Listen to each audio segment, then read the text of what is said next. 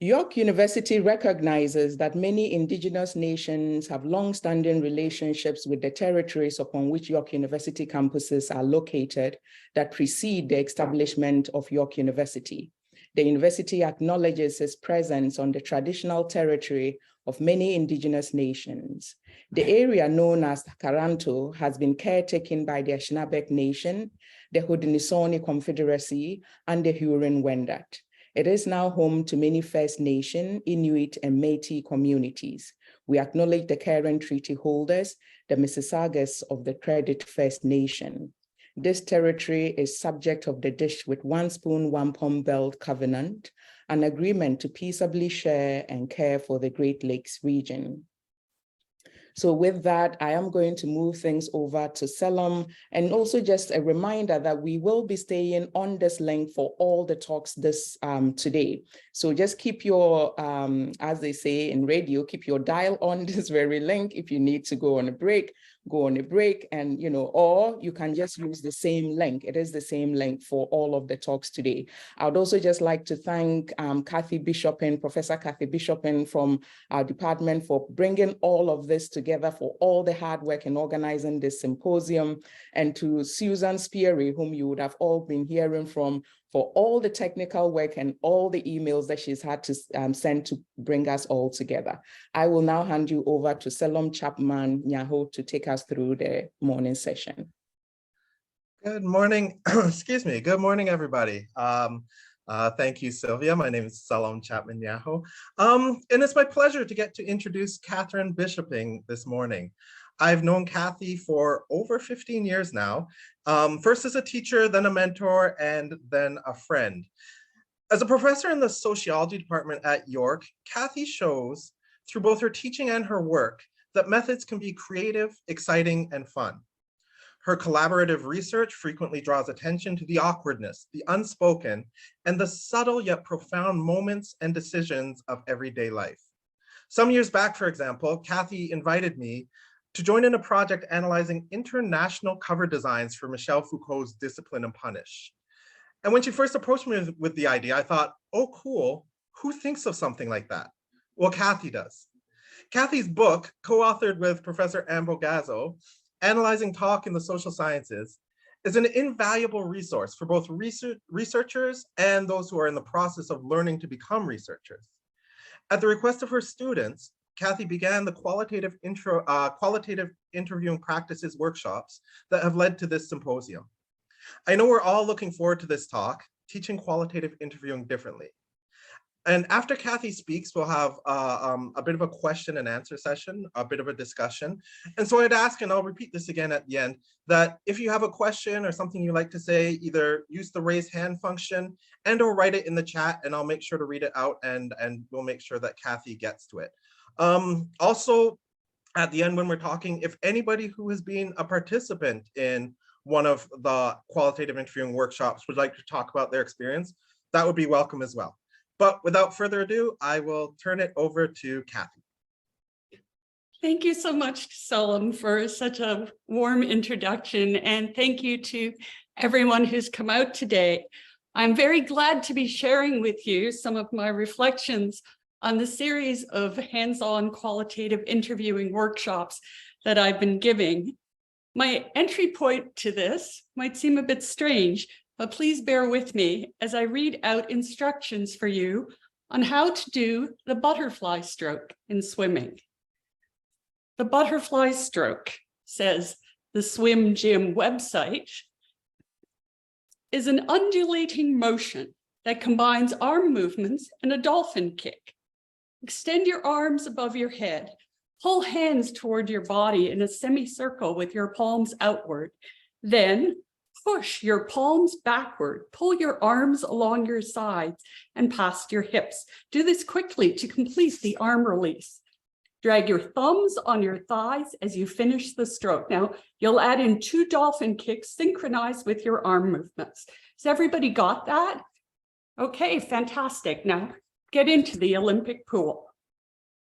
Seems to me that this set of instructions illustrates how qualitative interviewing is often taught. There are do's and there are also don'ts for the butterfly kick.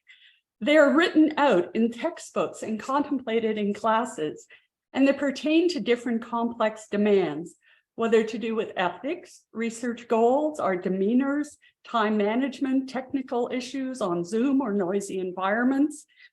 And our students are to go out into the field and, like this butterfly stroke swimmer, perform and coordinate all of these activities seamlessly in real time. According to Catherine Ralston's research on pedagogy and qualitative interviewing, instructors have tried several ways to make all this more hands-on, more engaging, more encouraging of reflection. We might have students work in trios to assess one another's interviews, have them observe a mock interview or a recording of a real one, or jointly design, conduct, and reflect on an interviewing project. These are strategies I've tried before or heard colleagues mention, but useful as they are, I've come to think we're just scratching the surface. First and foremost, because there are only so many hours allocated in our curriculum to the teaching of qualitative methods, let alone interviewing, let alone practice. Compared to what's done in swimming, in social work, in nursing, forklift driving, the law, high-quality survey research, mediation, singing, surgery, and psychotherapy. In all these areas of practice and more, extensive, in the moment, hands-on supervision is considered essential to skills development. Qualitative research interviewing? Nope, none of the above. Oops. So when I was in graduate school, I received feedback from an instructor on just a single interview I've conducted, not really on the interview. He gave feedback on a transcript, and here we have a second problem. It's a document that narrows down our entire embodied experience of the interview down to simply text. As Ivana Maciek put it yesterday, words are nice, but they're not the whole story. When it was time for me to go into the field to conduct my dissertation interviews, the message was, you've been taught what to do. You've already done a few. Now you're on your own. You got this. As Selim had reminded me, it used to be in creating our interview transcripts that we'd scrutinize our practices most closely, usually solo, in what for us was a horrifying experience of rewinding and re-repeating our every incoherent question or unclear phrasing. And again, in a process of transforming our embodied ephemeral experience of the emergent interview into objective self-accusing text, impervious to the passage of time. What had felt like an amazing interview could, in this unhappy alchemy, become like this butterfly fossil, kind of tortured mess, set in stone as text. In 30 years of teaching methods, I'd never thought of this as a problem. It was just the way things were. My epiphany came when I told two undergraduate honors thesis students, Candace Gray and Catherine O'Call, that they should start conducting their interviews. They said they were nervous, they had butterflies in their stomachs, and they asked for help in the form of asking to practice with me, which was radical. I put together a 3-hour workshop for them, already more time than I'd spent on any two students in a course in interview and practice. I've given 46 more workshops since, largely organized through our CPS with the wonderful support of the administrator, Susan Foster, and with continued interest and resoundingly positive feedback. I'm going to ask Selim to stay unmuted so that he can read out some of these examples as I continue in this talk. As someone who will be engaging in interviews for their dissertation within the next few months, I found this active and hands-on experience much more valuable than listening to someone talk about methods. I'm a professor in program and brought 2 graduate students. This innovative process helped all of us work through the nuts and bolts of interviewing. It was so ridiculously helpful. I find it hard to understand why such workshops aren't part of the general program. And it was perfect, so helpful, so warm, so well organized, so useful, such a wonderful change from the very impersonal and dehumanized and largely disembodied learning I have been doing in my graduate program. Thank you. So reflections on the workshop structure.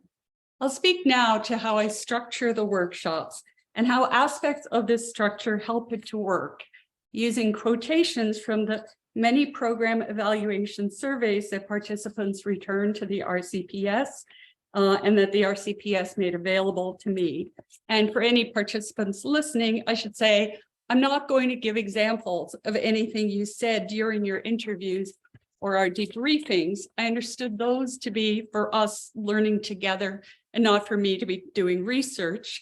So it's a what's said here stays here, what's learned here leaves here model, a saying that comes from Equity Workshop Facilitator Rania Al-Mugamar.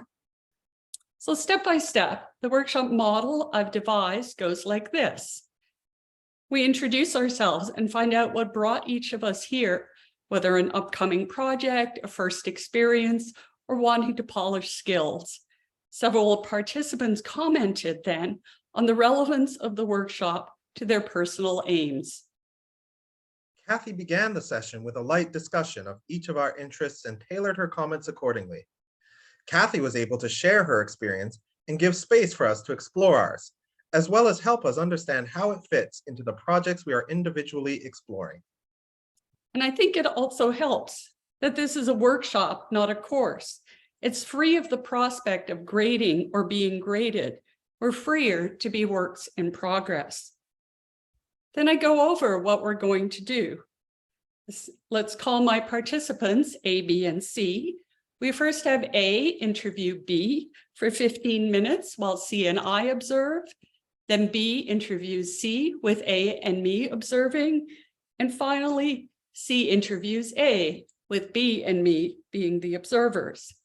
Immediately after each of the interviews, I facilitate a half hour or more of debriefing discussion about what the experience was like from the perspective of each of us, from the respondents' perspective, the interviewers, and the observers. So our debriefing, I think, works because it's further connected to the experience of the participants, both the personal experiences that they've made salient when being interviewed and the fresh experiences that they've just had in their workshop roles. I like that the workshop organically evolves to suit what we bring. We were 3 participants and it was just the right size for substantive discussions and feedback. The small group participatory nature of the workshop was extremely valuable in terms of working through interviewing nerves. Many participants commented, like these last two, that having a small group was helpful. Social psychology research on group size and the equality of participation also supports that a group this small is less likely to have free riders. No one here can simply be an uninvested audience member and sit there being all judgy. Everyone depends on each other's engagement, on each other's fierce attention, on each other's role-playing and will to provide constructive feedback. The sequential structure may also dial down competition. Successive interviewers can visibly build on what others have done before them, progressing together as a group. And participants remarked on how every participant was able to interact for an equal amount of time. The other participants were motivated and took the scenario seriously. I appreciated the collaborative and supportive environment the workshop fostered. So, what are these interviews about? For each 15-minute interview, I provide a set of just 5 questions that the interviewer and observer receive in advance. Just 5, so that probing in the interview has to be part of the picture. The questions I use are on minimum risk topic that this graduate class of mine came up with several years back for their group project. And it was on different aspects of relationships with neighbors. As we've all had some neighbor at some point, it should be a widely applicable topic.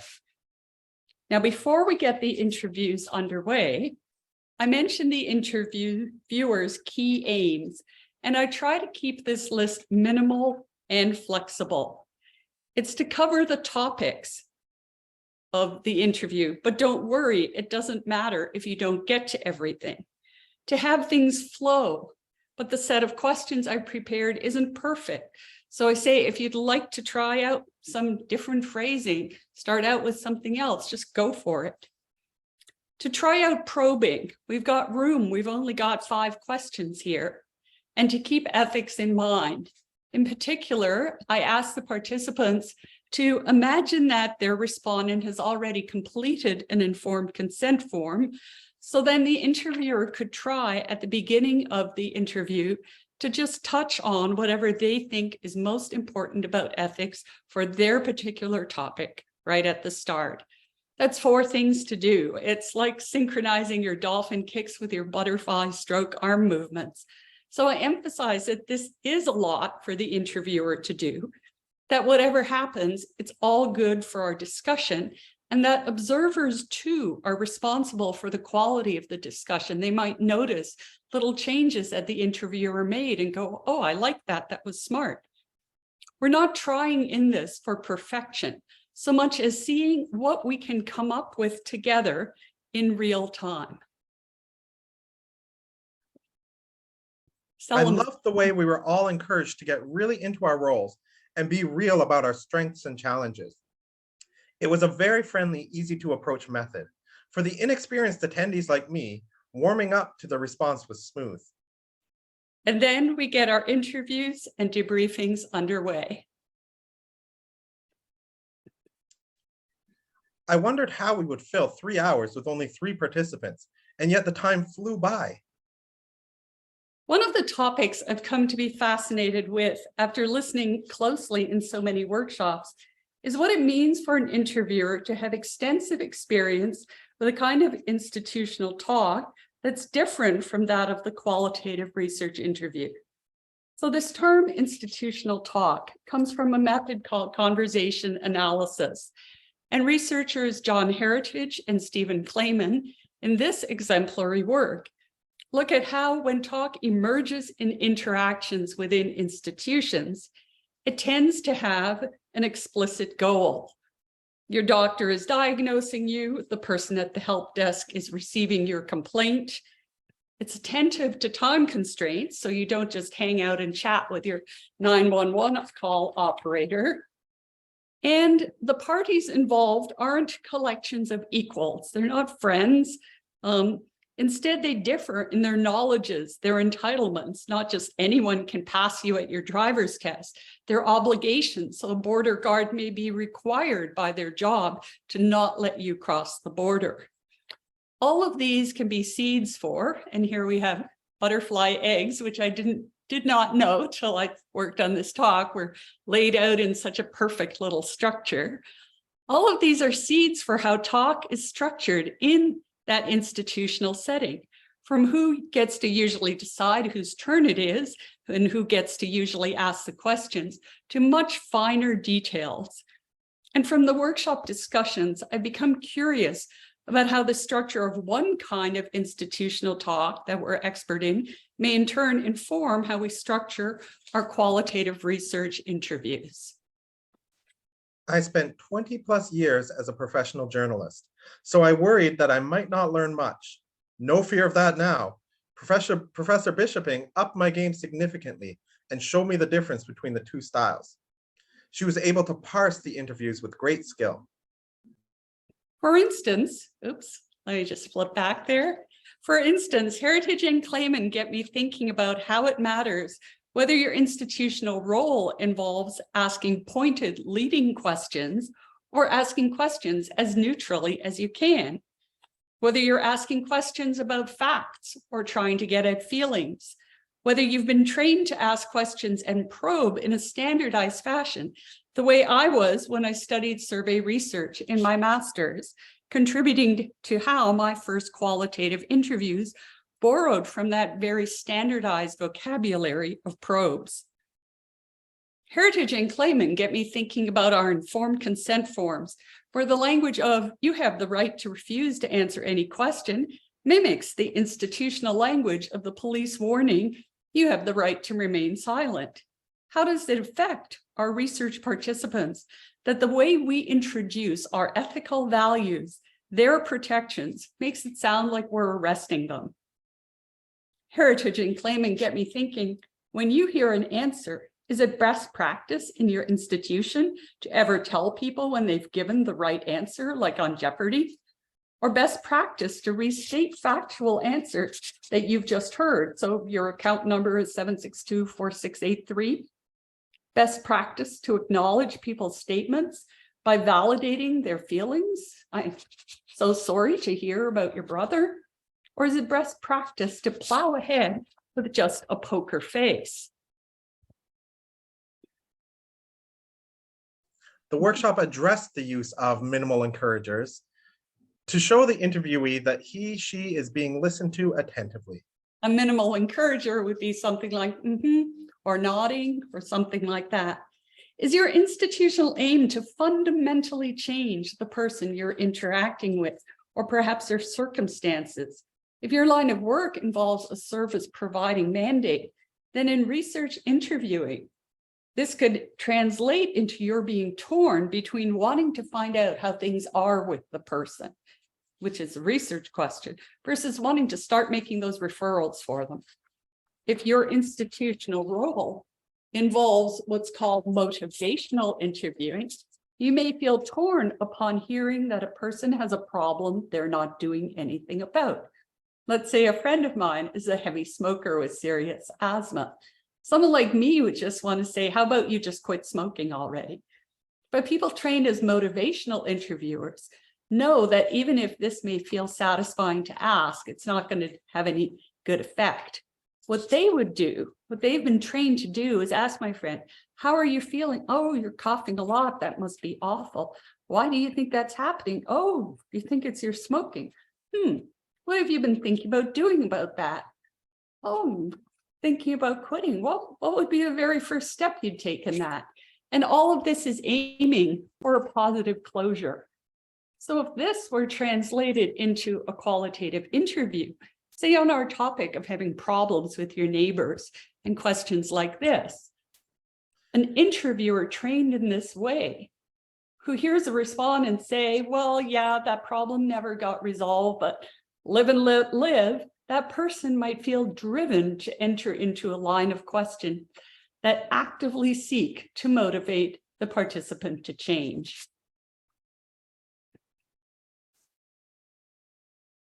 The terrain of Foucault. This workshop is exceptionally helpful in providing an honest account of the experiences found within interviews, as we delved into the many facets of being a respondent, observer, and communicator in a more general sense. Another of my inspirations as I facilitate workshops is a paper by Carol Warren and 10 other authors called After the Interview, which reflects on the conversation that they have as their interviews draw to a close, and what these reveal about why participants participate in interviews and what they understand our research to be. These authors conclude that if the interview is the terrain of Foucault, after the interview is the terrain of Goffman. I thought of the interview as a terrain of Foucault often in the workshops, as it became apparent in our debriefings that our participants were disciplining themselves to fit into specific subject positions that our discourses made salient. So one of these subject positions, for example, would be that of the good neighbor, what a neighbor is supposed to be like. Once, when a workshop participant was a no-show, I stepped in to play respondent, and I told a story for the topic of neighbors helping neighbors, about giving one of my neighbors a new kind of face mask. It felt to me, even as I said it, like the low bar helpful example of helpfulness. It was embarrassing to give this as an example of a question asking me about meaningfully helping a person. And even knowing it was just a workshop, just a role-playing exercise, somehow being interviewed occasioned for me this kind of self-disciplining talk about whether I was a good neighbor. And I started to, spiral in this way one can. Now, importantly, the workshop participants we're not only reflecting on their goodness and the role of neighbor in everyday life, but also on how they were doing in the role of interviewing respondent. I asked my grad students in an interviewing methods class once, what is a good respondent? Define a good respondent. A good respondent is someone who gives you what you want, was a common answer. One implication of this is that if an interview topic is something like conflicts with neighbors, then a person who, in the course of their everyday life, is a wonderful, conflict-free, good neighbor becomes, in the interview, a bad respondent because they've got nothing to say about those conflicts. Meanwhile, a good respondent has to report their involvement in a conflict, has to report that they've been somehow a bad neighbor. Now, maybe not quite such a bad neighbor if it's the other party, say the person with the child bawling out the national anthem at 6:30 in the morning on their front step, this has happened to me, is obviously the cause of the conflict. But neighbor conflicts, we know, involve subjective opinions. For example, whether the children making that noise are committing mortal sins or participating in the rich tapestry of human coexistence, and whether it all depends on whether those children are yours or someone else's. But as a respondent, I can't know where my interviewer will stand. And this heightens the possibility of being judged and found wanting, being self-judged and found wanting. A respondent in Warren et al.'s Terrain of Foucault, in this institutional setup, where one person is expected to ask most of the questions and the other to provide the answers, this person really cannot win. And much as I want to celebrate how the interview floats ephemeral and transient like a butterfly, the interview can also sting like a bee. Reflexivity. What I've found most engrossing about the workshops is that they are a window into reflexivity, into the way that who we are as knowers is implicated in the knowledge that we produce. While we've all witnessed many interviews in our lives, to sit down and reflect on them, deconstruct them, think about how things could have been done differently, and intentionally focusing on each other's body language was a very useful exercise to get through. Kathy was absolutely fabulous at helping us see things from a different perspective. Hearing an interaction discussed from 3 other perspectives and my own could reveal mind-boggling differences in perception. I think this makes the teaching and learning relationship in the workshop more egalitarian than one-on-one supervision would, as mine doesn't become the final word on what actually happened or how it was perceived.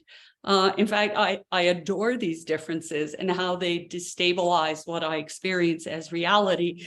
It's like gaslighting, but in a good way, if that makes sense. In some of our workshops, discussions of the questions and probes that the different ones of us would use led to little experiments. I'd ask the respondent if they'd mind saying what they'd have answered if they'd been asked a different question, a different probe, and this sometimes would reveal the road the interview had not traveled, an alternate interview, a parallel universe that could have been, with interactions that would resound differently in the knowledge that the interview would have produced. I particularly enjoyed the discussion of the road not traveled, which helped me reflect on factors that contribute to the course of the interview: one's research interests, research objective, rapport between the researcher and the participant. Some of the workshops also raised questions that destabilized my opinions of various methods. For example, how formal or conceptual a vocabulary is effective to use when interviewing someone on a mundane topic like relations with neighbors.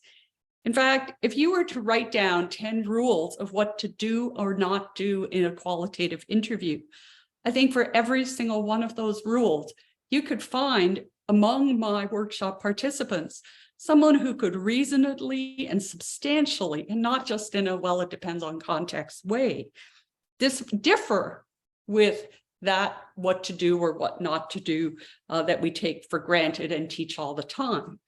And to me, the possibility of all this uncertainty about our truism is another source of wonder in the workshops. Last, some of the workshops and much of the feedback raised questions that made us fall silent, questions for which we lacked answers and expertise. This symposium comes both from the workshops participants and is for them, and that we're taking up in these talks some of these issues. For instance, in response to the post-workshop survey question, were there areas or topics that were not explored that you'd like to see addressed? One participant asked for strategies on formulating questions around topics that cannot be asked directly, which connects to Pamela Sugerman's topic for later today. Another participant said, because decolonial methods aren't traditionally taught in graduate schools, session organizers might consider inviting experts in these areas to engage with participants. In this way, the classics are decentered as being the standard way of collecting qualitative data. And this certainly connecting to Giselle Thompson's topic coming up a little later today. And Ivana Maciek's topic of yesterday, likewise, addresses a conundrum we thought about in the debriefings, that of what practices we can use to sustain our research when embodied interviews with people who have experienced violence makes the violence of those experiences more than we can bear to listen to. So to conclude, first, I hope that this kind of hands-on, in-depth exchange about qualitative interviewing is to become part of our habitual pedagogical practice. That would mean making space for it. That would mean choosing to engage in it from among the myriad labor-intensive activities we could organize.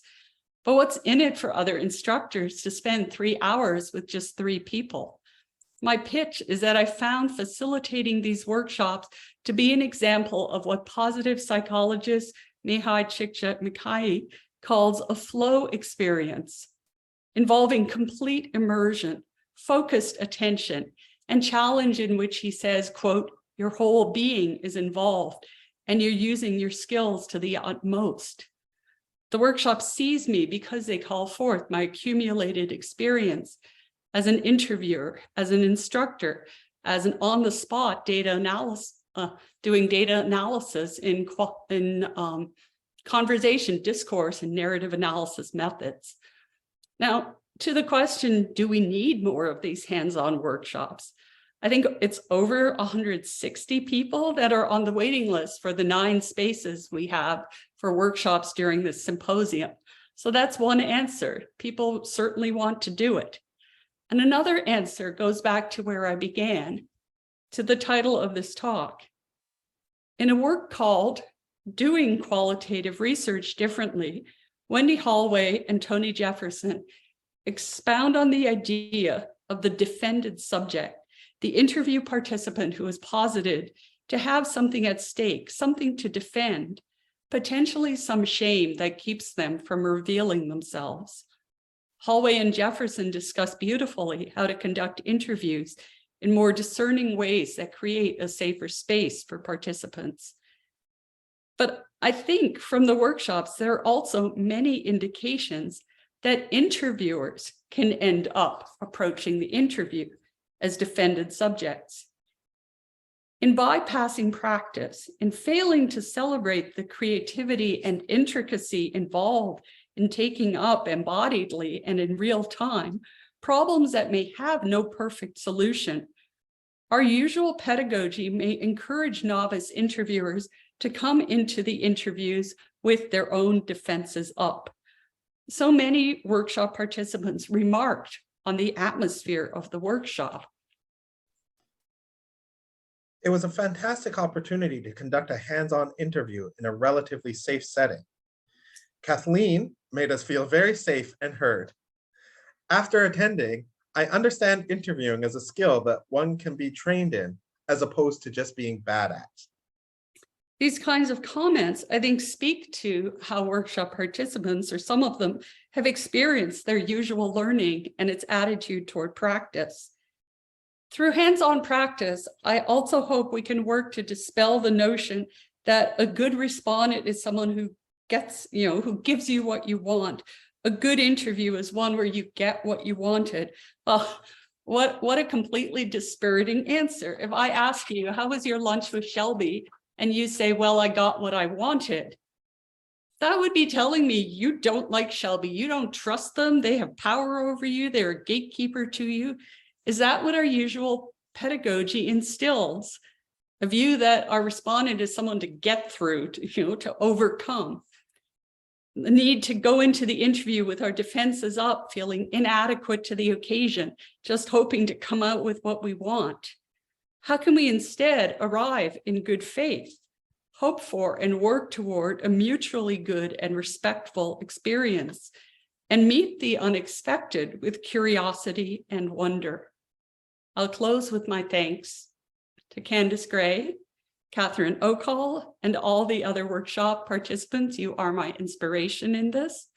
To Sylvia Bawa and Susan Foster for the Resource Center's tremendous support of this symposium, and to Selim, to Deborah Davidson, Riley Olstead, and Giselle Thompson for their insights. Thank you all so much. Thank you so much, Kathy. That was wonderful. I know this is probably given us so much to think about and so much to talk about if you're anything like me. So what I think we'll do now is maybe everyone can take a moment to formulate their thoughts, any questions that they might have. And like I said at the beginning of the talk, either use the raise hand function and I can call on you, or if you'd prefer, just write your question in the chat. I'll make sure to monitor it and get to it in as fair and equitable an order as I can manage. But while we do that, while you take that moment to kind of let everything sink in and think about it for a minute, Gary Myers has graciously volunteered to speak very briefly on his experience in the qualitative interviewing practice. So Gary?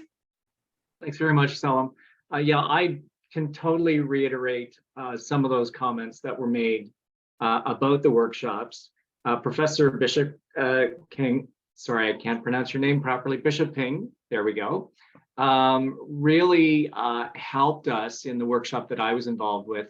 I'm a PhD candidate in history, and I'm going to be doing oral history interviews, which I'm embarking on very shortly. And I have to say that the workshops gave us a very intimate atmosphere, and the kind of methodology that the professor was talking about was really important in feeling safe, being given an opportunity to make the mistakes ahead of time.